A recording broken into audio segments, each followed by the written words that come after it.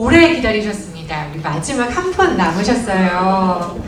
네, 우리 발표 기다리시느라고 가장 많이 긴장하셨을 것 같은데요.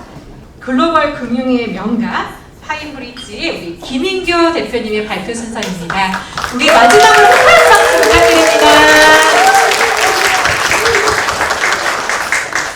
네, 오늘 이렇게 소중한 아름다운 토요일날 오후에 멋진 곳에서 훌륭하신 분들을 뵙게 해주신 US텍스 팀과 또 한아름 회계사님께 큰 감사의 말씀 드립니다. 시간이 많이 지연돼가지고 뒤에 하실 분들이 시간이 부족하실 것 같습니다. 그래서 그 조급한 마음을 달래드리기 위해서 10분 정도의 임팩트 있게 말씀드리도록 하겠습니다.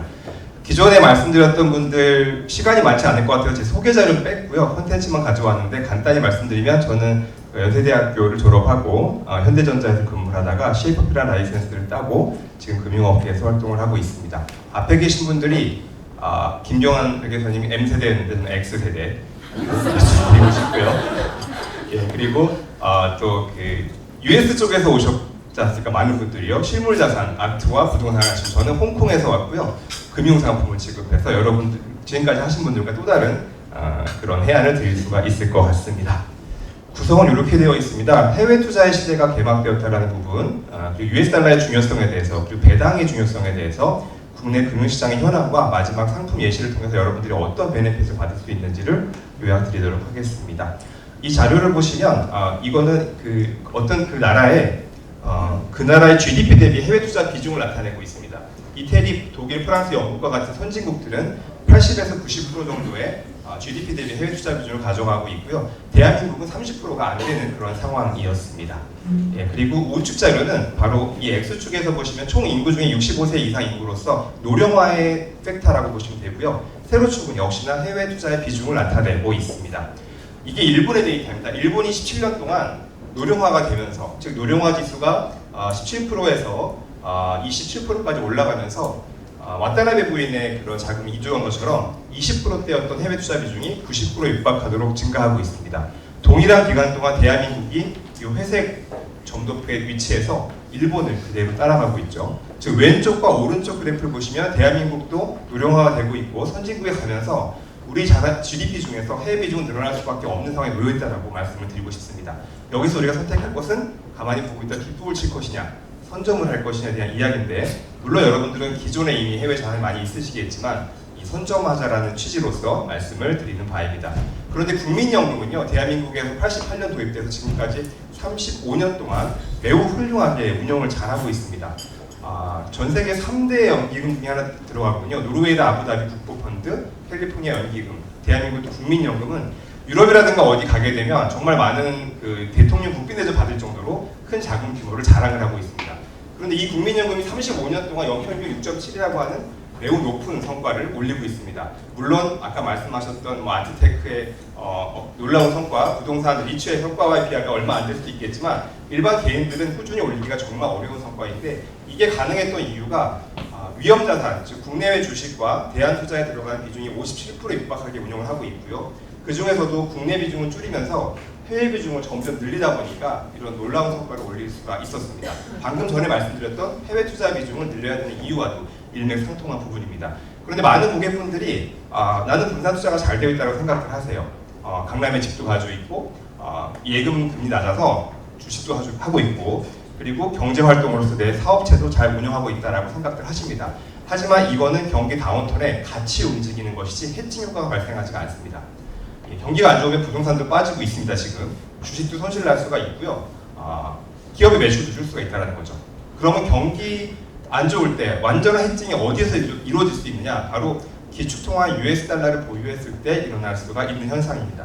글로벌 경기가 안 좋아서 이 까만색 그래프가 전 세계 아퀴 지수, 즉 전 세계 증시 종합 평가를 나타내고요. 빨간색이 원화 대비 US 달러의 환율을 나타내고 있습니다. 정확하게 경기가 안 좋아지면 환율이 오르고요. 경기 안 좋아지면 환율이 오르고, 미술 시간에 배운 데칼코마니처럼 반대로 움직이고 있습니다. 그 이유는 US 달러는 안전자산이고 KRW는 위험자산이기 때문에 경기가 안 좋을수록 안전자산을 선호하다 보니까 한화의 가치가 떨어지고 US 달러의 가치가 올라가고 있습니다. 이 예로서 가장 근접한 시기의 그 샘플을 보시면 2007년 8년도에 무슨 일이 있었습니까? 리먼 브러더스 서브프라임 모기지 사태가 일어났을 때 전 세계 최고의 S&P 500 지수도 47%나 하락을 했습니다.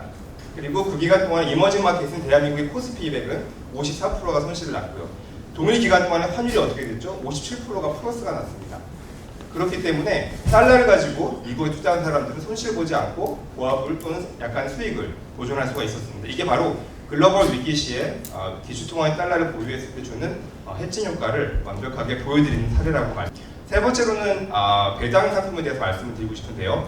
우리나라도 국가법령정보센터에 들어가서 보시면 보험업법에 아까 전에 말씀하셨던 리츠의 배당과 유사한 것 같습니다.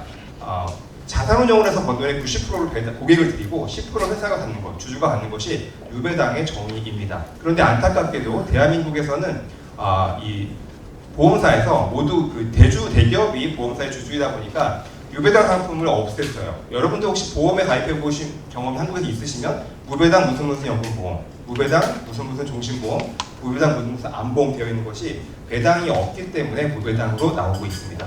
그래서 여기 보시면 바로 대한민국이 유배당 보험이 전 세계에서 사라진 20년에 걸쳐 점점 사라진 전 세계에서 참 유일한 거의 국가이다 보니까 그 안타까운 현실을 그 금융소비자원국장의 오세훈 국장이 자기의 어떤 그런 소비자 편에서 썼던 기사를 보여드리고 있습니다. 글로벌 이 배당이 왜 중요한지 이유는요. 이 글로벌 유배당 상호회사들의 결과를 보시면 매년 150년 넘도록 다 1년도 거르지 않고 5에서 6.5% 정도의 배당을 지급하고 있습니다.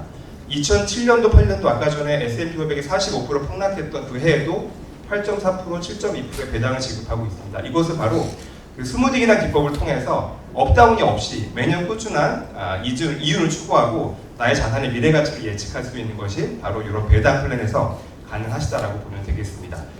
요거는 마지막으로 국내 금융시장 현황에 대해서 말씀을 드리는 부분인데요. 스위스 다보스 포럼이라고 들어보셨을 것 같습니다. 월드 이코노미 포럼이라고 해서 매년 스위스에서 국가 경쟁력 리포트를 발간을 하고 있습니다. 5년 전 데이터이긴 합니다만 그 당시의 평가는 이렇게 기본 요인과 효율성 증진 요인, 기업 혁신 요인을 구분을 해서 12개의 필러에 대해서 평가를 했었습니다. 그 중에 제도적인 거, 인프라, 교육, 금융시장, 기업 혁신 등등 다양한 분야를 평가하고 종합 점수를 매기는데요. 물론 5년 전이긴 하지만 이 당시 전 세계 1등, 종합순위 1등이 어느 나라였을까요? 네, 맞았습니다. 전 세계 1위가 스위스였었고요. 여러분들께서 많이 거주하셨고 연관되어 있는 미국이 전 세계 2위를 차지했습니다. 대한민국이 몇 위였을까요? 예, 전 세계 1등이 스위스, 미국, 싱가포르, 네덜란드, 독일, 홍콩, 스웨덴, 영국, 일본, 대한민국이 26위를 차지했습니다. 자, 그런데 앞에 보시면 전체 순위가 대한민국 26위인데 우리나라가 자동차 제조업 IT 세계 탑이지 않습니까?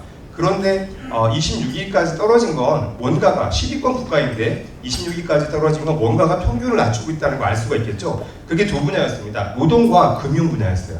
자, 여기에서 그 사회자님 재량에 있는 상품권 하나만 제가 써도 될까요? 하나만. 한 장짜리. 그 중에 제가 준비한 그 10달러짜리 작은 거 하나 주시면 되겠습니다. 자, 종합순위가 26위였습니다. 그 당시에 대한민국 금융시장 성공도가 74위였습니다. 미국은요, 종합순위가 2위고 금융도 2위입니다. 그리고 홍콩은 종합순위가 6위, 금융은 5위입니다.